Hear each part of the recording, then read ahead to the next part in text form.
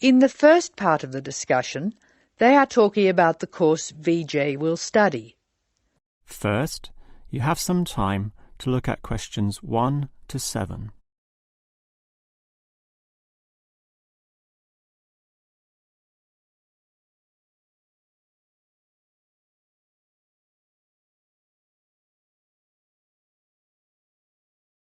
Now we shall begin.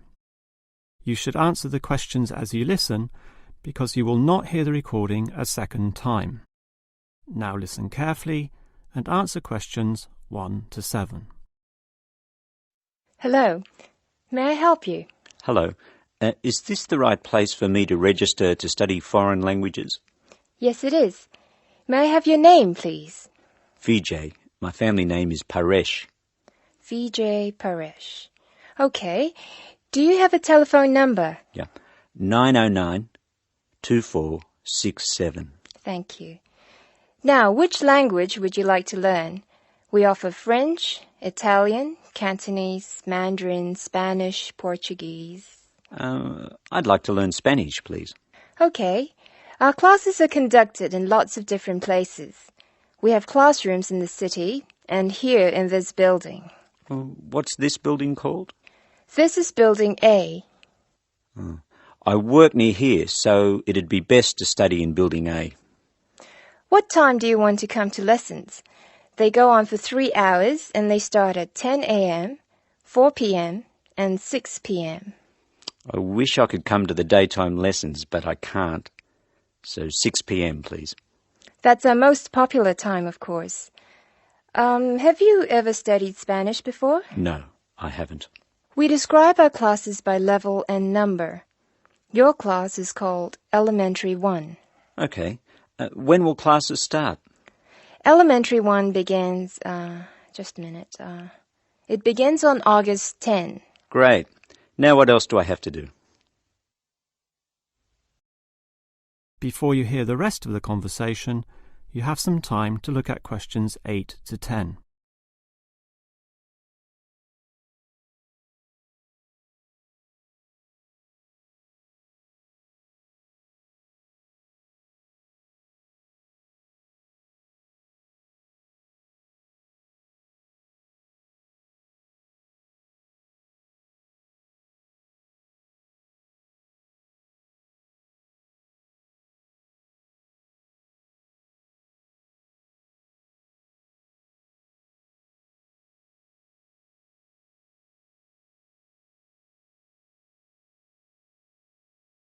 Now listen and answer questions 8 to 10.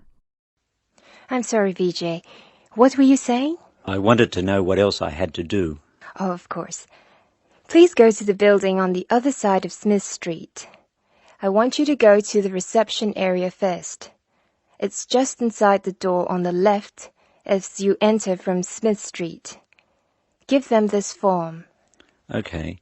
Do I pay my fees there? No, but the fees office is in the same building. Go past the escalators and you'll see a games shop. It's in the corner. The fees office is between the games shop and the toilets. Thanks. Where can I buy books? The bookshop is opposite the lifts. It's right next to the entrance from Robert Street. Your offices are spread out. Not as badly as they used to be. By the way, we offer very competitive overseas travel rates to our students. Oh, I'd like to look into that. Of course. The travel agency is at the Smith Street end of the building, in the corner next to the insurance office. Thank you very much. Bye.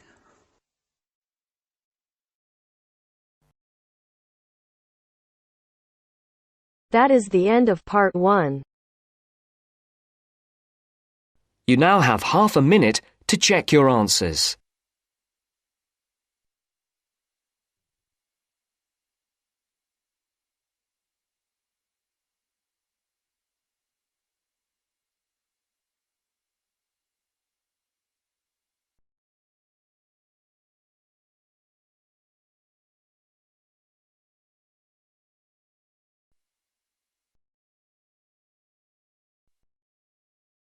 Now turns to part 2. Part 2. You will hear a university administrator telling a group of new students about the central campus buildings and the facilities they provide. First, you have some time to look at questions 11 to 16.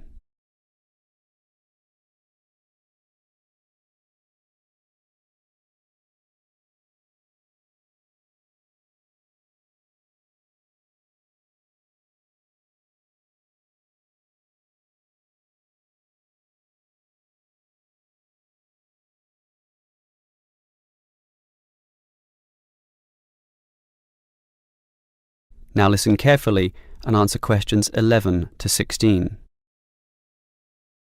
Welcome everyone to the Brandon Complex, the geographical and, we could say, spiritual heart of this university. This is basically where everyone eats too, as you can see by looking around.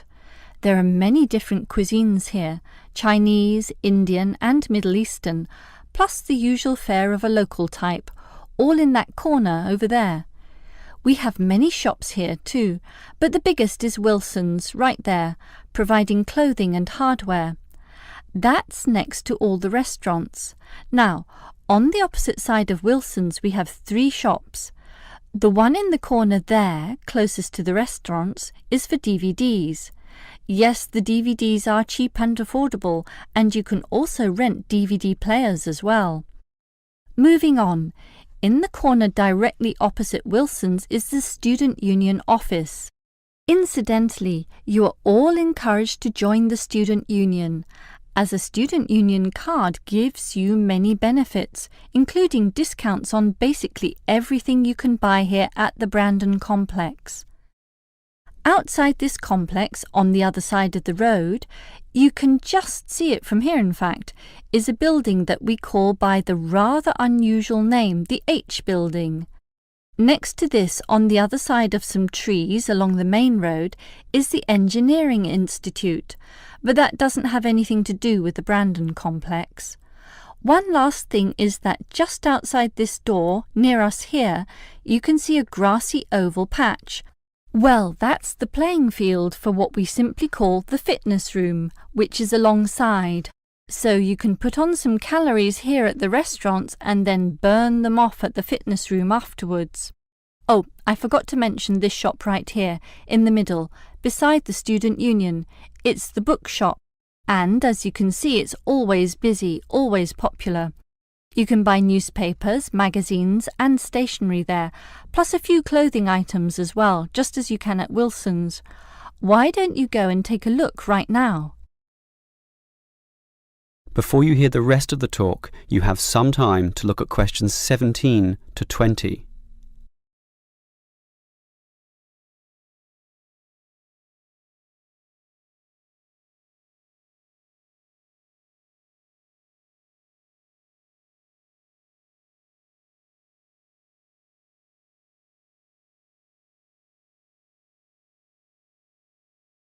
Now listen and answer questions 17 to 20.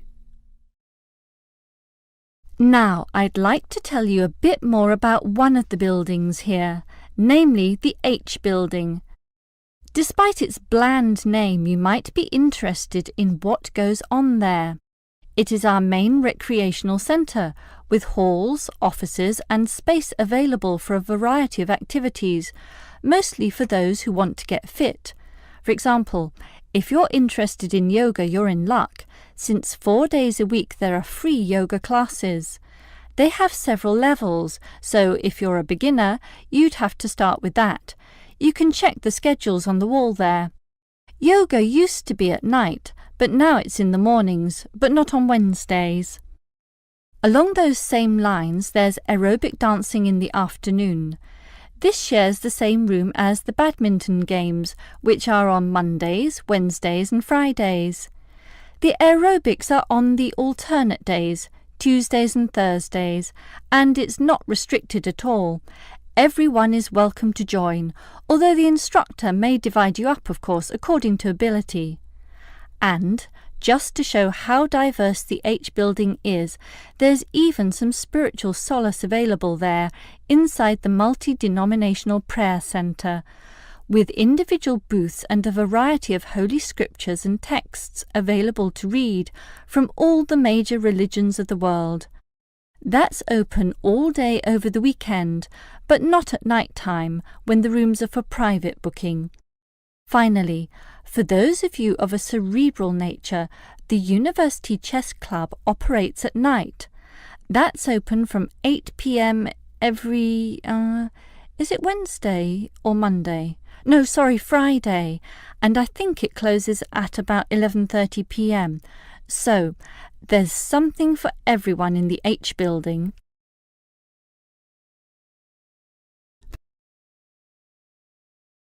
That is the end of part 2. You now have half a minute to check your answers.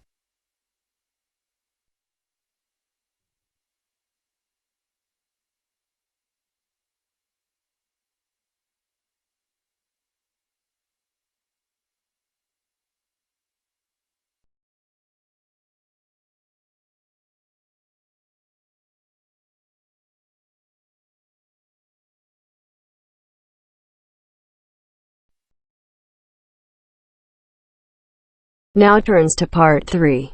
Part 3. You will hear a woman talking about a number of different beaches to a group of tourists.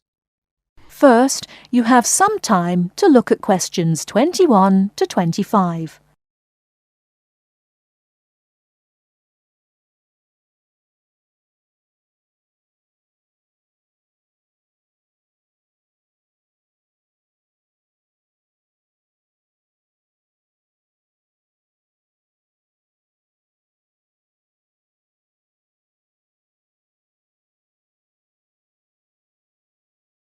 Now, listen carefully and answer questions 21 to 25. Right, let's move on to the beaches here, which are absolutely beautiful. You do have over 100 to choose from. They're mostly sandy beaches and they vary from the largest, which is 2.5 kilometres long, to tiny sandy coves. But there are a few that I'd really recommend you to visit. So, looking at this pamphlet, first of all, there's Bandella Beach. This beach is 1 kilometre away from the old fishing village of Bandella, which is a beautiful spot. If you park in the car park behind it, there's a small path which leads down to the bay. It's very pretty because the whole beach is backed by pine trees, so it's very sheltered. The beach itself is very clean and the water is shallow and safe. That, together with the soft sand, make it an ideal beach for children and non-swimmers. A little further round the coast, again to the east, in the eastern corner of the island, is the spectacular Da Polata Beach, which is basically a long inlet. The land around this beach is marshland. It's all marsh, and there's a stream which winds through it, and the stream goes into the sea. And the beach has lovely pale gold sand. Access to this beach is quite tricky, and not for the less energetic. You have to go down a long flight of steps, 190 to be exact. But you'll be relieved to know that there's also a road which winds down to a car parking area. When you're level with the sea, there is a handful of shops and bars, and you can hire some beds and umbrellas.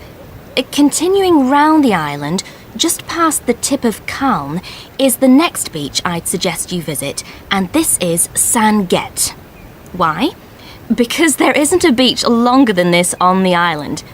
If you want to know, it's exactly 2.5 kilometres long, and that's a bonus because it means it never gets overcrowded. It has golden sand and clear blue water shelving into the sea. Before you hear the rest of the talk, you have some time to look at questions 26 to 30.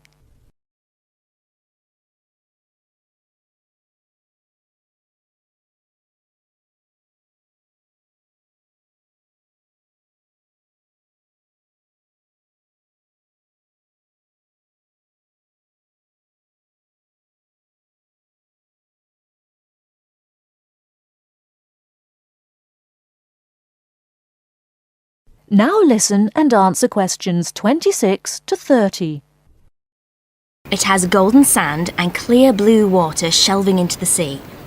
There are several beach restaurants to choose from, and water sports are available when the water is calm. But check first. This beach operates a flag system, as the sea can get rough, and you should always swim between the flags. There's a large car park which gives you easy access to the eastern end of the beach, but the western end is much quieter and more wild, as it is harder to reach. Blanaka is another popular beach, just in the northwest corner of the island. It has incredibly white sand and sparkling water. There is ample car parking here and plenty of bars and restaurants. Blanaka has white cliffs all around it, and for those of you who'd like a little more to do than just lazing on the beach, there are caves here which you can explore in the cliffs, and you can also dive into the water from rock platforms along the side of the cove. Well, my final recommendation for today is Disador. Now, this beach isn't quite as easy to get to as the others I've talked about. It's quite a remote little beach, tucked away here next to Blanaka. You can reach Disador by a steep slope which goes over some sandbanks. The beach itself is small and pretty, with a reddish-coloured sand and some stony areas on its eastern side. Despite being quite small, the bathing is good, and you can also go fishing here from the rocks at either side. It's a good idea to take some food and drink with you if you decide to go here, as there's only one little bar which isn't always open. So, that should give you plenty of ideas to choose from over the next 2 weeks, and if you have any further questions... That is the end of part 3. You now have half a minute to check your answers.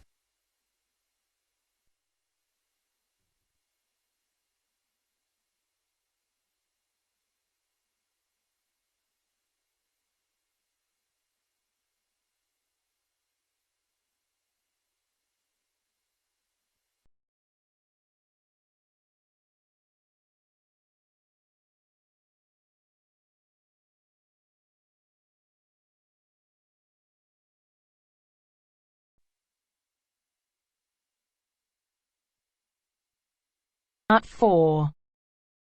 You will hear a woman giving a talk at a popular science convention.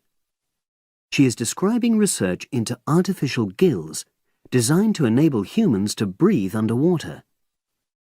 Now you have some time to look at questions 31 to 40.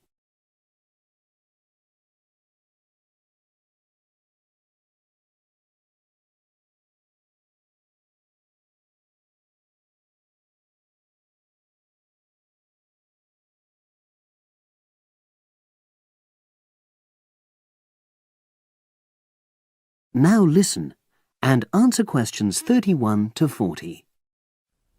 In my talk today, I'll be exploring the idea of artificial gills. I'll start by introducing the concept, giving some background and so forth, and then I'll go on to explain the technological applications, including a short, very simple experiment I conducted. Starting with the background. As everyone knows, all living creatures need oxygen to live. Mammals take in oxygen from the atmosphere by using their lungs, and fishes take oxygen from water by means of their gills, which of course in most fishes are located either side of their head. But human beings have always dreamt of being able to swim underwater like the fishes, breathing without the help of oxygen tanks. I don't know whether any of you have done any scuba diving, but it's a real pain having to use all that equipment. You need special training, and it's generally agreed that tanks are too heavy and big to enable most people to move and work comfortably underwater. So scientists are trying a different tack. Rather than humans carrying an oxygen supply as they go underwater, wouldn't it be possible to extract oxygen in situ? That is, directly from the water while swimming.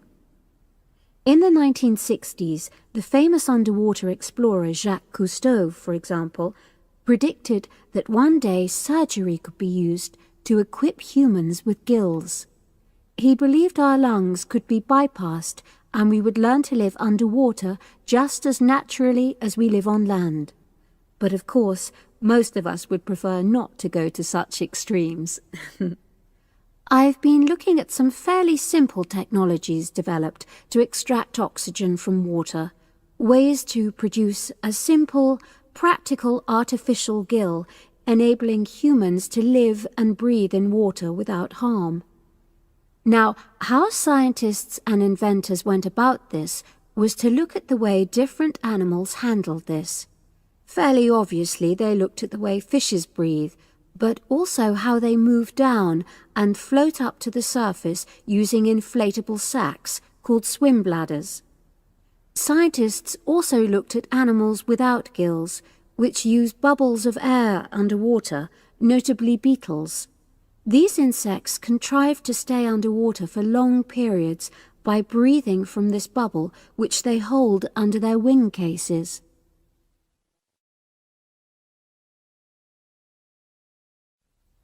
By looking at these animal adaptations, inventors began to come up with their own artificial gills. Now, making a crude gill is actually rather easy, more straightforward. You take a watertight box, which is made of a material which is permeable to gas, that is, it allows it to pass through inwards and outwards. You then fill this with air, fix it to the diver's face, and go down underwater. But a crucial factor is that the diver has to keep the water moving so that water high in oxygen is always in contact with the gill, so he can't really stay still. And to maximize this contact, it's necessary for your gill to have a big surface area. Different gill designers have addressed this problem in different ways, but many choose to use a network or lattice arrangement of tiny tubes as part of their artificial gills. Then the diver is able to breathe in and out. Oxygen from the water passes through the outer walls of the gill, and carbon dioxide is expelled. In a nutshell, that's how the artificial gill works. So, having read about these simple gill mechanisms, I decided to create my own. I followed the procedure I've just described, and it worked pretty well when I tried it out in the swimming pool. I lasted underwater for nearly 40 minutes. However, I've read about other people breathing through their gill for several hours. So the basic idea works well, but the real limitation is that these simple gills don't work as the diver descends to any great depth because the pressure builds and a whole different set of problems are caused by that. Research is being done into how these problems might be overcome, but that's another story, which has to be a subject of another talk. Despite this serious limitation, many people have high hopes for the artificial gill, and they think it might have applications beyond simply enabling an individual to stay underwater for a length of time. For example, the same technology might be used to provide oxygen for submarines, enabling them to stay submerged for months on end without resorting to potentially dangerous technologies such as nuclear power. Another idea is to use oxygen derived from the water as energy for fuel cells. These could power machinery underwater, such as robotic devices. So, in my view, this is an area of technology with great potential. Now, if anyone has any questions, I'd be happy to answer. Yes, lady at the...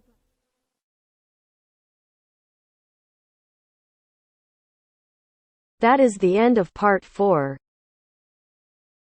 You now have half a minute to check your answers.